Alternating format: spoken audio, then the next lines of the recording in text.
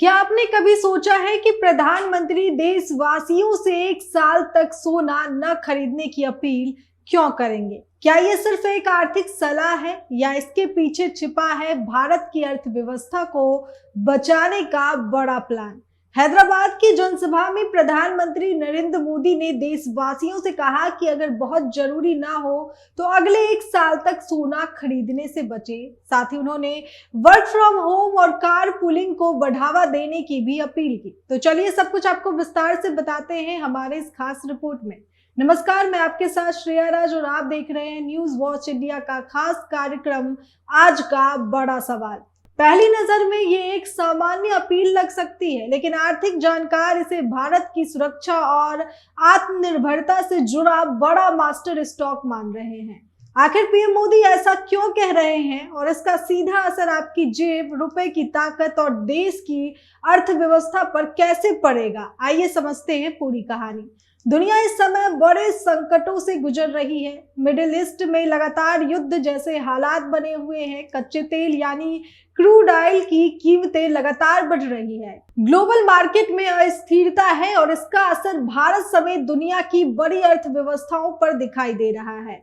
ऐसे माहौल में प्रधानमंत्री मोदी ने देशवासियों से जो अपील की वो सिर्फ खर्च कम करने की सलाह नहीं है, बल्कि ये भारत की आर्थिक सुरक्षा को मजबूत करने की रणनीति मानी जा रही है। भारत इस बहुत बड़े वैश्विक ऊर्जा संकट का सामना कर रहा है, लेकिन अब आज समय की ये भी मांग है कि पेट्रोल, डीजल, गैस ऐसी चीजों का बहुत संयम से इस्तेमाल करें। जो एनर्जी प्रोडक्ट हम विदेशों से मंगाते हैं, हमें प्रयास करना है कि जितनी जरूरत है उतना ही उपयोग करें। इससे विदेशी मुद्रा की भी बचत होगी और युद्ध के संकट से होने वाले दुष्प्रभाव को भी कम किया जा सकेगा।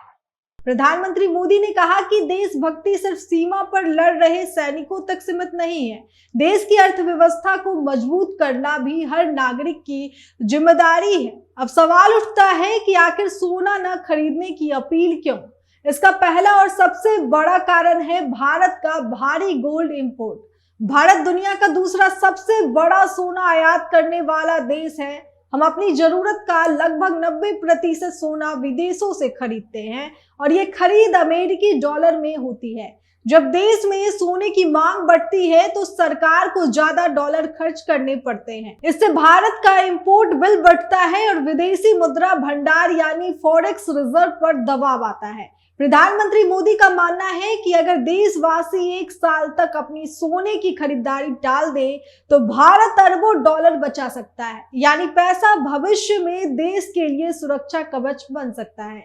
क्योंकि युद्ध और वैश्विक संकट के समय सबसे ज्यादा जरूरत विदेशी मुद्रा भंडार की होती है। कच्चा तेल, दवाइयां और जरूरी सामान विदेशों से खरीदने के लिए डॉलर चाहिए होता है। अगर हमारे पास मजबूत फॉरेक्स रिजर्व रहेगा तो भारत किसी भी वैश्विक संकट का मजबूती से सामना कर सकेगा। अब बात करते हैं दूसरे बड़े कारण की, रुपए की ताकत। जब भारत विदेशों से ज्यादा सोने खरीदता है तो इंटरनेशनल मार्केट में डॉलर की मांग बढ़ जाती है। डॉलर की मांग बढ़ने का मतलब है कि भारतीय रुपया कमजोर होगा और जब रुपया कमजोर होता है तो देश में महंगाई बढ़ती है। पेट्रोल, डीजल महंगा होता है, आयात होने वाला सामान महंगा हो जाता है और इसका असर आम आदमी की जेब पर पड़ता है। यानी सोने की बढ़ती खरीदारी सिर्फ एक निवेश नहीं बल्कि देश की अर्थव्यवस्था पर अतिरिक्त दबाव भी बनाती है। प्रधानमंत्री मोदी का संदेश साफ है, अगर हम डॉलर को कम बाहर भेजेंगे तो रुपया मजबूत होगा।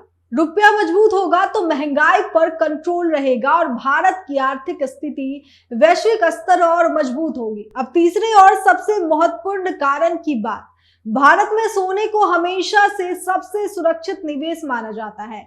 शादी हो, त्योहार हो या बचत, भारतीय परिवारों में सोना सिर्फ गहना नहीं बल्कि आर्थिक सुरक्षा का प्रतीक माना जाता है। लेकिन समस्या ये है कि तिजोरी में रखा सोना देश की अर्थव्यवस्था में सक्रिय योगदान नहीं देता। आर्थिक विशेषज्ञ इसे डेड इन्वेस्टमेंट कहते हैं। प्रधानमंत्री मोदी चाहते हैं कि लोग अपनी बचत को ऐसे क्षेत्रों में लगाएं जहां से देश की अर्थव्यवस्था को गति मिले। अगर लोग सोने की जगह bank, FD, mutual fund, share बाजार या दूसरे निवेश विकल्पों में पैसा लगाएंगे तो वही पैसा उद्योगों तक पहुंचेगा, इंडस्ट्री को फंड मिलेगा, नई फैक्ट्रियां लगेगी, रोजगार पैदा होगा और देश का बुनियादी ढांचा मजबूत होगा। यानी आपकी बचत सिर्फ आपके परिवार का भविष्य नहीं बनाएगी बल्कि भारत के विकास में भी योगदान देगी। प्रधानमंत्री मोदी ने सिर्फ सोने की खरीदारी पर ही बात नहीं की, उन्होंने पेट्रोल डीजल बचाने के लिए वर्क फ्रॉम होम और कार पूलिंग को भी बढ़ावा देने की अपील की। दरअसल भारत अपनी जरूरत का बड़ा हिस्सा कच्चे तेल के रूप में विदेशों से आयात करता है। मिडिल ईस्ट में तनाव बढ़ने से तेल की कीमतें पहले ही ऊंचाई पर है। ऐसे में अगर देश में ईंधन की खपत कम होगी तो भारत का आयात बिल भी कम होगा। पेट्रोल में इथेनॉल ब्लेंडिंग को लेकर अभूतपूर्व काम हुआ है। पहले हमने 100% एलपीजी कवरेज पर फोकस किया, अब हम पाइप से सस्ती गैस पर फोकस कर रहे हैं, सीएनजी आधारित व्यवस्था को प्रमोट कर रहे हैं। ऐसे तमाम प्रयासों के कारण भारत इस बहुत बड़े वैश्विक ऊर्जा संकट का सामना कर रहा है।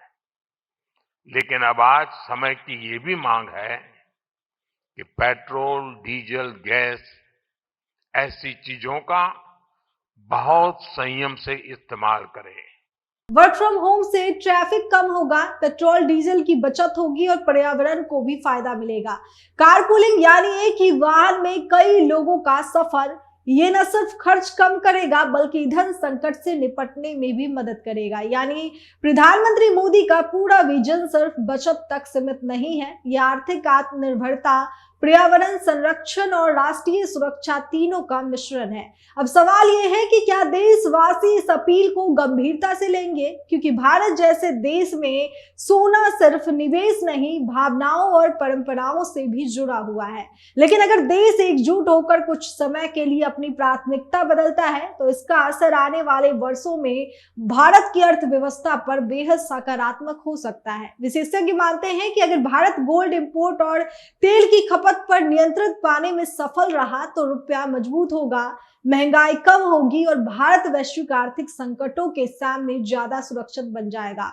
प्रधानमंत्री मोदी की यह अपील सिर्फ सोना न खरीदने की सलाह नहीं बल्कि यह आर्थिक राष्ट्रवाद का एक बड़ा संदेश है, एक ऐसा संदेश जिसे हर नागरिक को देश की आर्थिक सुरक्षा का भागीदार बनने की अपील की गई है। अब देखना यह होगा कि क्या देशवासी इस आर्थिक मिशन में सरकार का साथ देते हैं या फिर सोने के प्रति पारंपरिक आकर्षण पहले की तरह जारी रहेगा। आपका इस मुद्दे पर क्या मानना है? क्या देश हित में कुछ समय के लिए सोना खरीदना टाल देना चाहिए? कमेंट करके अपनी राय जरूर बताइए और ऐसे ही बड़े आर्थिक और राजनीतिक विश्लेषणों के लिए जुड़े रहिए।